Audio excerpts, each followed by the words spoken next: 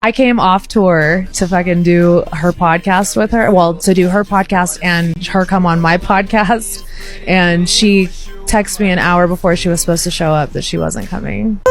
So I have actually never been more visibly shaken than I am right now.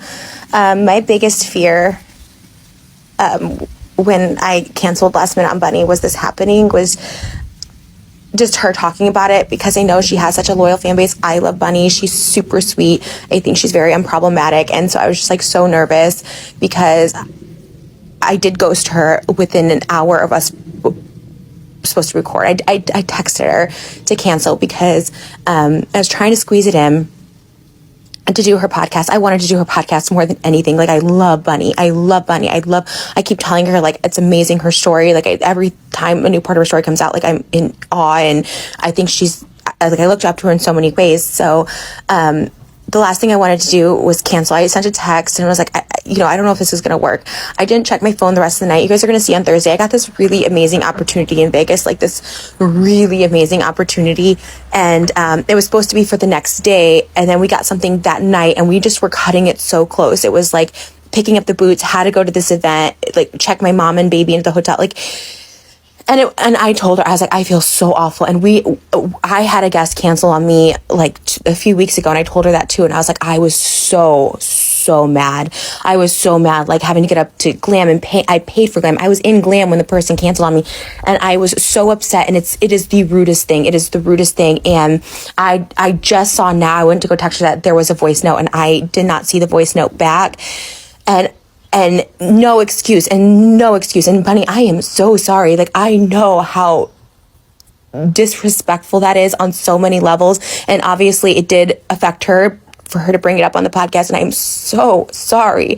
Like, trust me, I had that happen just weeks prior, and it is like, I just so disrespectful. It annoyed me so much. I was so polite with my guest, and I was just like, it's fine. But I was just so annoyed deep down, and I get it. And I am so sorry. And if this thing that was happening in Vegas wasn't like really just like all my dreams coming true at once, like I would have made yours. I would have tried to make it work. I am so sorry. But bringing it up on a podcast with Jeffree Star, who just hates me and continues to just hate me. I brought him up so briefly. It was asked on Tana's podcast about Jeffree, and I try to just pass it off as like it happened a long time ago. I don't even remember. And he just went on this tirade attacking me, calling me a liar. And there's one thing being in drama and responding to drama, and there's another thing to just have lies made up and just this is definition of gaslighting, to say I owe him an apology. Like, I am shaking because it's bringing it all back up again. And I was going to go look for receipts and just say that I lied about him. And then he also brings in Hair by Jay, saying I lied about Hair by Jay, when there's videos of Hair by Jay just cussing me out, telling me how ugly I am. And then there's videos of other people on that trip talking about all the mean girl behavior that happened. The reason I bought my own flight home. I was grateful with that trip. I was grateful with my friendship with Jeffree. But things happened and I didn't feel good about it anymore. And so I was out. I didn't say anything about Jeffree for years. I opened up to Shane and Ryland, and that is why my friendship with Shane ended, because Ryland said we had no idea she had these feelings about Jeffree. And they're like, the Hair by Jay, okay, we know, and they picked Jeffree, and that's fine. That's fine. I've made my peace with it. I've truly made my peace with it, and I really don't want this drama, but I'm not going to let me get dragged in and say I lied. And I owe him an apology, and it was hurtful to him. There's plenty of receipts. There's plenty of videos of this online, of apologies, of all this stuff online. And I thought I was just being polite by saying it was a long time ago. I don't even remember, because I don't want to drudge this up. Because for me, it's humiliating. It's embarrassing. Who I was back then is embarrassing. I thought who we were back then was embarrassing. I thought Jeffree could agree on that. And like seeing all this, and then seeing Bunnie bring it up on this episode where Jeffree just despises me, knowing that he's going to go off on me and say I'm a liar and all this stuff like that. Say I wanted it, was looking for clout when I didn't say anything for years. I don't know. It felt a little bit of an attack. It felt a little bit mean girl behavior, because I get it. What I did was so disrespectful to Bunnie. Like, I should not have canceled last minute. I shouldn't have even made the plans to begin with. I was just so flustered. This trip, this event that was happening is like one of the biggest things that have ever happened in my entire life. I was so focused on that. And I am so sorry. I am so sorry. Fuck. And this was my biggest fear. I had this initial gut feeling, and I was like, wow, like this is sucky. And I could have seen her talking about this, maybe leaving my name out of it, but to put it on there on the episode with Jeffree Star and to have all this come back up again, it's just like, and a lot of people are very sweet in the comments, and a lot of people remember, and that's why I didn't say anything. We filmed an episode on my podcast yesterday, and we didn't say anything about Jeffree because I just didn't want to go with this back and forth. I didn't want to feed into it. And a lot of people do remember, and that's good enough for me. But I see this comment, and I follow Bunnie, which is how I saw the original clip, and my heart broke, and I'm like, I'm so sorry.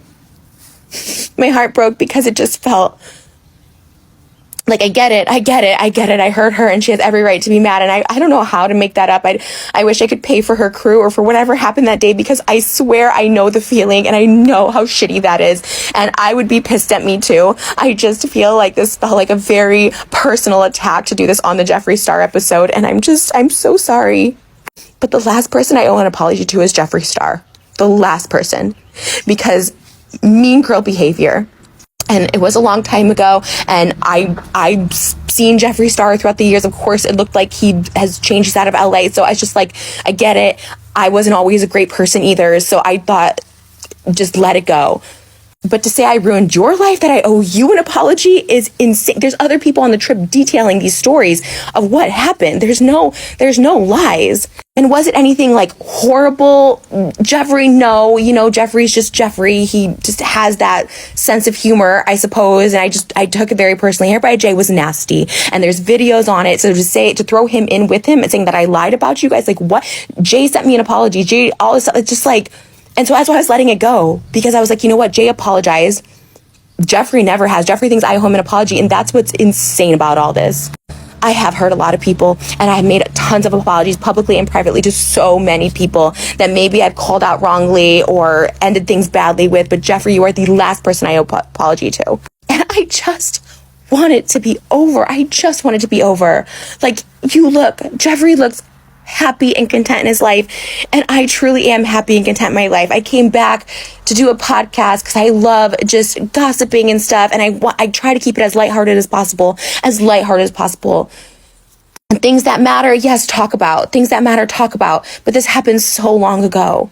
And believe me, I was trying to be gracious. I was trying to pass it off as like, let bygones be bygones. If I knew for an inkling it would trigger this, I would have asked to cut it out. I asked to cut a lot of things out of podcasts. I would have 100% asked to cut it out. And Bunnie, I am truly, truly, truly sorry. I am so sorry.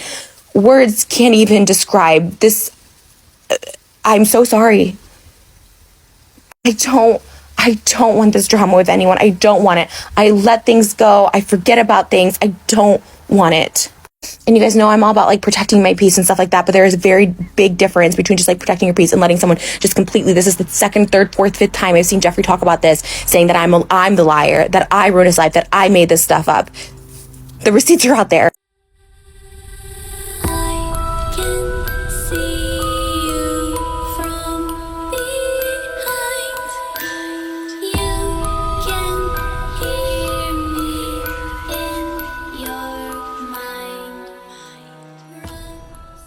It's not that I'm like scared. I think maybe I said scared. Sometimes I'm scared. It's just like I don't want the drama. That's what I'm saying. Like, I truly don't. And I think I publicly have now said my piece on that, where I'm like, I don't consider Jeffree a close friend because of the stuff I heard. He has reached out and tried to apologize, and I feel like his pain, I can understand it, and I understand it. But I'm not really ready to like accept the apology, you know what I mean? Like, or at least be friends on that level. I don't know, because it really did hurt. Like, that trip in Vegas, like, it's petty, really is petty. It's like not that big of a deal. Hi guys. Okay, so here's the deal. When I did this podcast, if you guys listened to the podcast, if you've listened to, I came off tour to fucking do her podcast. Hi guys. Okay, so here's the deal. When I did this podcast, if you guys listened to the podcast, if you've listened to it already, you know that in the podcast I do nothing but talk good about Trisha. And I'm just matter-of-factly stating what happened between Trisha and I. I'm not talking shit. I'm just telling the truth. You guys that follow me know that I always keep it 100.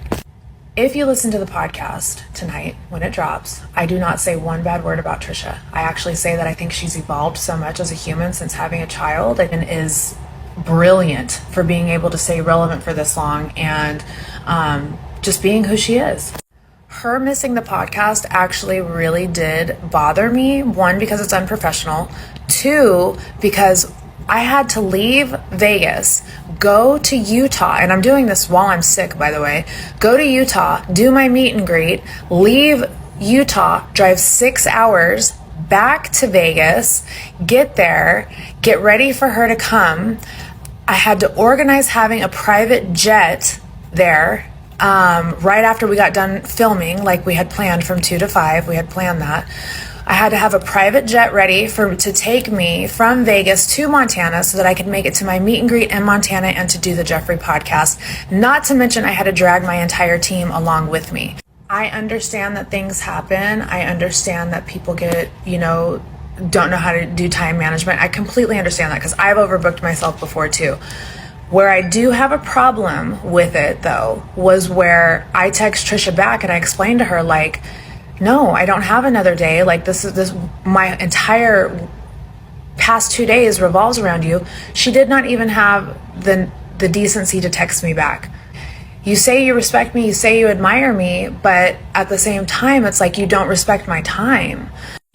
But I'm not ever gonna lie for somebody. Am I supposed to lie for you? So saying that you feel ganged up on, I think might just be your guilt, maybe because you feel bad and you know that you handled the situation with me wrong, and I understand that. But instead of posting a video, you could have just texted me like you just did.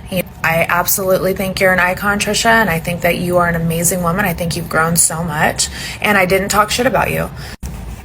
Getting frustrated or getting mad because people are talking about you, people talk about me every day. Like, I don't give a fuck. If nobody's fucking me, feeding me, or financing me, I do not give a shit what anybody has to say about me.